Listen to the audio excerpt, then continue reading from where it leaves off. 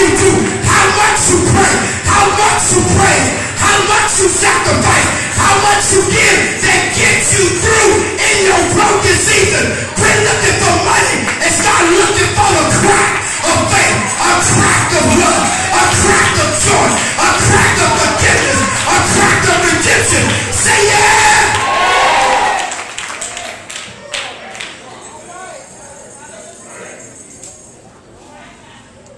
It's a little bit that you do that gets you to where God wants you to go.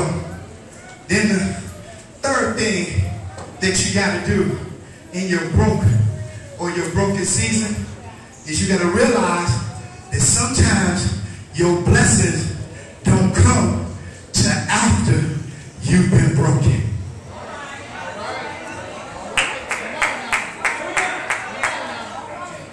And I was on vacation, and I was with my grandsons, and we went to the NBA Summer League every day.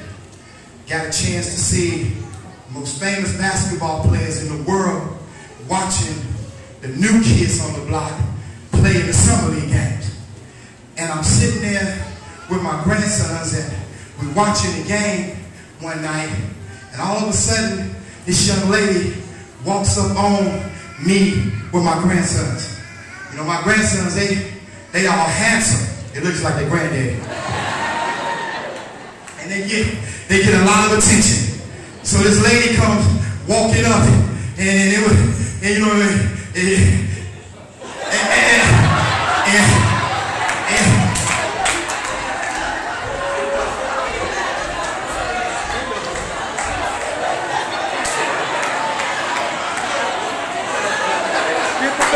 water.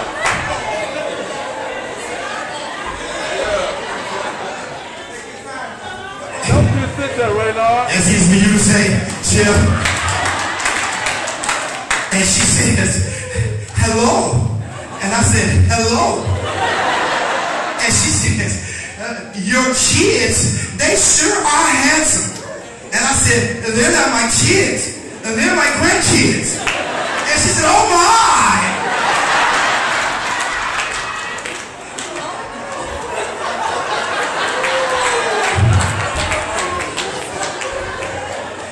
So I didn't lie to my grandkids. And so then she said, you know what?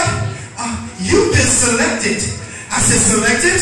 Yes. At halftime of the game, we selected you and your family to compete against another family in a promotion for T-Mobile. And I said, oh my. And she said, so what's going to happen is I'm going to come back up and get you and the kids, and we're going to go down, and you're going to, at halftime, you're going to be under the basket, and then you stay with me. Now, you're going to run to half court. You're going to have on jerseys. You're going to take your jerseys off, and then change it with another family member, put your jerseys on, and then run back under the basket, and the first family that gets there wins. And if you win, you get an all-expense paid dinner to whatever the place was. It was all expensive. So as soon as the lady left, I looked at them and was like, look here, y'all. We gonna win this competition. Because if we win, that means I ain't gotta buy no dinner tonight. And I ain't playing with y'all either now. You understand me? And so we go down, and the lady comes and gets us in. We go down there, and I see this family in the corner. They taking it serious. They rehearsing. They taking their jerseys off and putting their jerseys on. And I'm standing there with myself. I'm looking at Joe Dumars, Bob McAdoo, John Wall sitting right there. And I'm looking at them. I said, hey, we got to get ready for this. And so just when we get ready to do it, my grandson RJ is always thinking. He says, Papa, you do understand that when we take these jerseys off, we can't reverse the jerseys, because if we reverse the jerseys, that means we won't win. I said, you're right. Y'all put them off this way. So we rehearse. So we run. I say, wait a minute. When the lady say, on your mark, get set, go. So we run to half court, and we beat the family in. And then we get there, and then we start taking the jersey off. So I get mine off.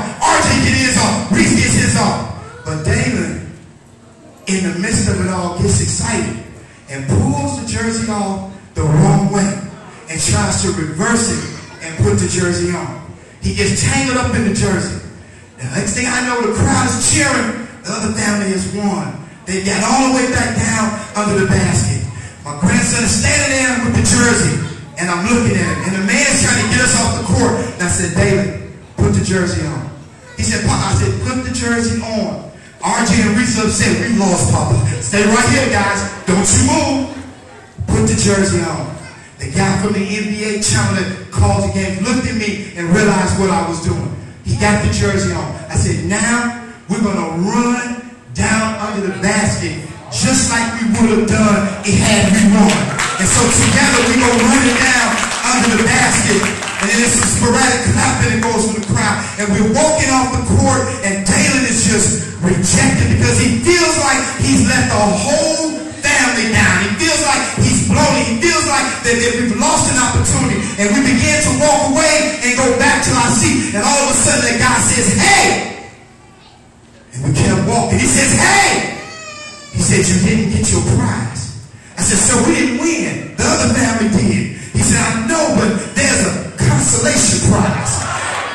And so he did. He said, these are the official new NBA hats. They cost about $65 a piece. Here's one for that grandson, and the other grandson. And they looked at the hats, and the look on Dalen's face, I wouldn't have traded for nothing in the world. His teary eyes turned to a smile. But I'm trying to go somewhere right now. That's how God is. Every now and then, when you put your trust in God, when you're in your broke season or you're broken, he'll yell, hey, to you and tell you, I got a miracle for you. Hey, I've got a breakthrough for you. Hey, I've got some blessings for you. Hey, I've got some things worked out that you didn't think you were working on. Hey, I'm a deliverer. Hey, I'm a strong tower. Hey, I'm a friend when you can't find a friend. Hey, I've got you back. Hey, I've got you covered. Hey, I've got you right now. All you got to do is just trust him, depend on him, lean on him, and the Lord will make a way out of nowhere.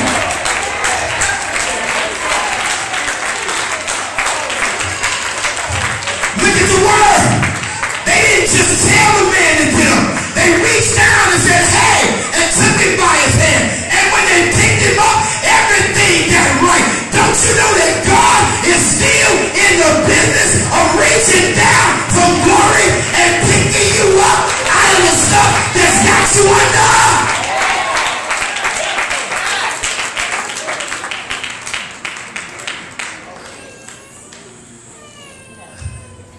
Then the last thing that you got to do in your broken or your broken season is you can't be afraid to act like you done lost your mind once the Lord has blessed you.